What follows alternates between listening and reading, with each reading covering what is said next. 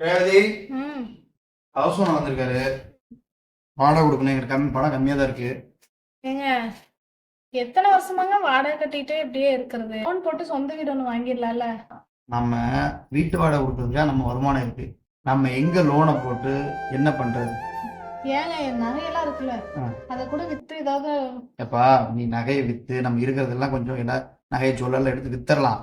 வித்தாலும் 5 லட்ச ரூபா மேல வந்து புரட்ட முடியாது. 5 லட்ச ரூபா கட்டி நீ வீடு வாங்கினாலும் மினிமம் 40 லட்சம் 50 லட்சம் மாதிரி வீடு இருக்கு. லோன் போட்டு வாங்கினாலும் நம்ம வந்து கிட்டத்தட்ட வட்டி வந்து பார்த்தீங்கன்னா 40 லட்ச ரூபாய்க்கு 40 லட்ச ரூபா வட்டி வரும். மாதம் 40,000 50,000 கட்ட முடியும். நம்ம சம்பாதிக்கிறது 20,000 30,000 2 பேர் சம்பாதிக்கணும். நம்ம கொண்டு போய் எல்லாம் பேங்க் கொடுத்துட்டா நம்ம குழந்தைகளுக்கு ஒரு சேவிங்ஸ் இல்லை, அவங்க படிச்சுட்டு இருக்காங்க, அவங்க லைஃப் இருக்கு. நம்மளால வீடு வாங்க முடியாதுப்பா. நம்ம கடைசி வரைக்கும் இது மாதிரி வாடகை கொடுத்தா நம்மளால வாழ்க்கை நடத்த முடியும். ஏன்னா அதெல்லாம் நம்ம தலையெழுத்துல இல்லை. சரியா? நம்ம கடைசி வரைக்கும் வாடகை வீட்டில் தான் வாழ்ந்தாலும் நம்ம தலையெழுத்து.